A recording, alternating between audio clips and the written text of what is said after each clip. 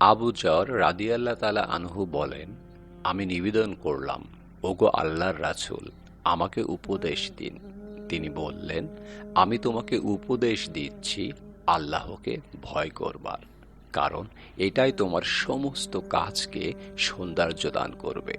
আমি বললাম, আমাকে আরো উপদেশ দিন। তিনি বললেন, কোরআন পাঠ এবং আল্লাহর স্মরণ ও তার বিষয়ে আলোচনাকে নিজের কর্তব্য কাজ বানিয়ে নাও। এতে আকাশে তোমায় নিয়ে আলোচনা হবে, আর এটা পৃথিবীতে তোমার পথের আলো হবে। আমি বললাম, আমাকে আরো উপদেশ দিন। তিনি বললেন, বেশি সময় নীরব থাকবে, কম কথা বলবে। এটা শয়তানকে তাড়াবার হাতিয়ার হবে এবং তোমার দিনের কাজের সহায়ক হবে। আমি আরজ করলাম, আমাকে আরো আদেশ দিন। তিনি বললেন, তিক্ত হলেও সত্য কথা বলবে। আমি নিবেদন করলাম, আমাকে আরো উপদেশ দিন হে মুহাম্মদ সাল্লাল্লাহু আলাইহি ওয়াসাল্লাম। তখন রাসূল সাল্লাল্লাহু আলাইহি ওয়াসাল্লাম বললেন, ইসলামী আন্দোলন জিহাদ করাকে নিজের কর্তব্য বানিয়ে নাও, কারণ এটাই মুসলমানদের বৈরাগ্য। আমি বললাম, আমাকে আরো কিছু বলুন। তিনি বললেন, দরিদ্র লোকদের ভালোবাসবে এবং তাদের সাথে উঠা বসা করবে। আমি বললাম, আমাকে আরো উপদেশ দিন। তিনি বললেন, তোমার নিজের মধ্যে যেসব দোষ ত্রুটি আছে সেগুলোর দিকে তাকাও। অন্যের মধ্যে যে দোষ ত্রুটি আছে তা খুঁজে বেড়ানো এবং বলে বেড়ানো থেকে বিরত থাকো। অতঃপর তিনি আমার বুকে হাত মেরে বললেন, আবু যর, কর্মকৌশল ও কর্মপ্রচেষ্টার চাইতে বড় বুদ্ধিমত্তা আর নেই। হারাম ও নিষিদ্ধ কাজ থেকে বিরত থাকার চেয়ে বড় বীরত্ব কিছু নেই।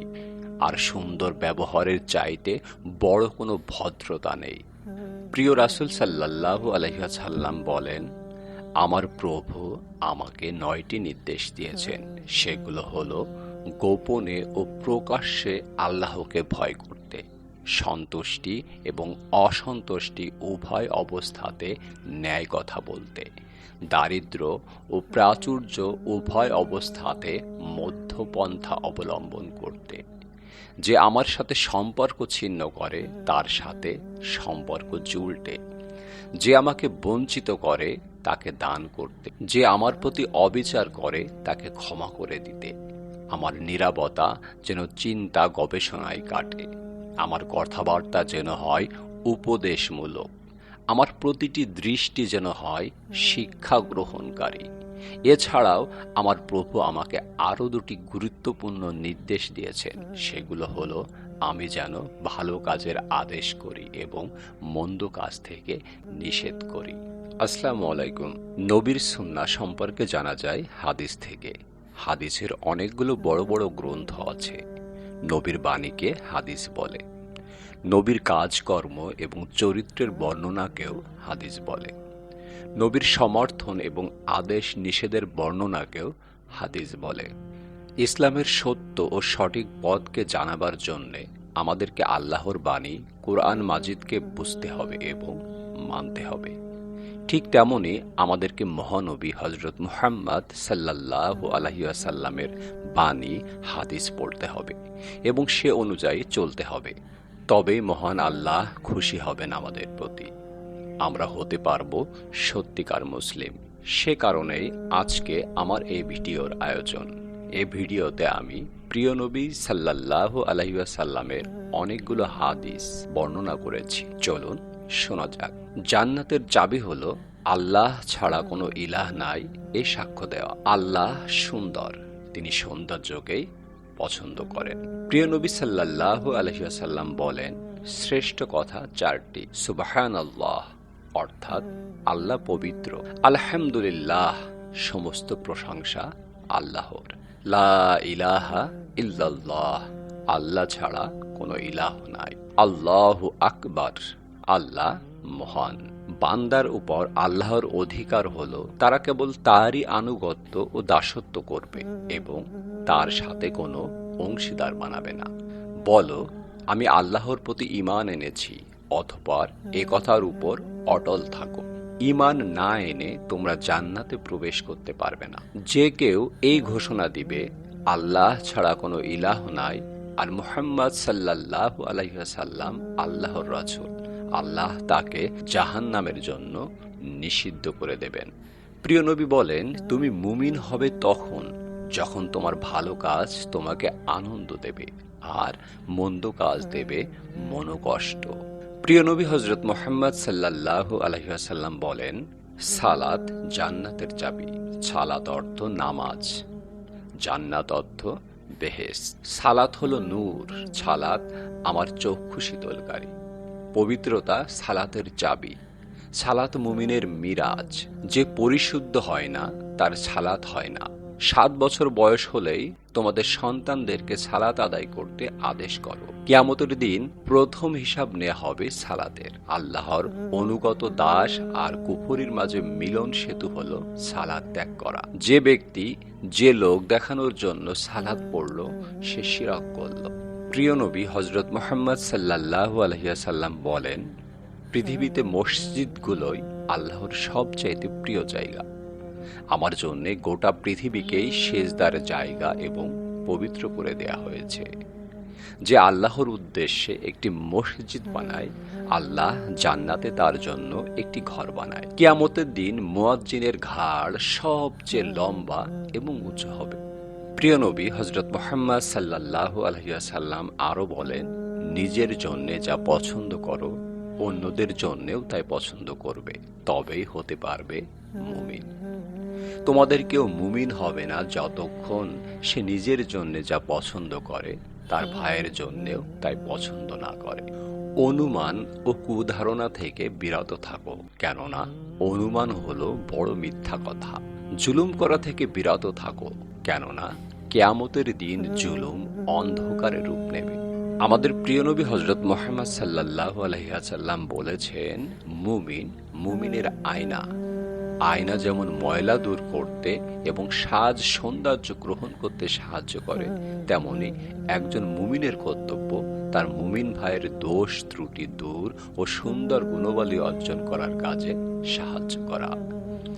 মুসলমান মুসলমানদের ভাই, সে তার ভাইয়ের প্রতি জুলুম করে না এবং তাকে অপমানিত করে না।